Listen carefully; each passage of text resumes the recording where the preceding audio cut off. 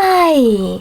In front of me is CUBOT tablet Tab 10, and today I would like to show you how you can connect it using Bluetooth. Firstly, just open Settings. Then you need to click on Connected Devices and choose Pair New Device. After that, just wait for available ones to show, and when they do, click on the chosen one. Finally, select Pair in this pop-up and wait for the other device to accept your connection request. As you can see, my devices were successfully connected. If you want to disconnect them, you can do that by clicking on this gear icon next to chosen device and tapping on Forget.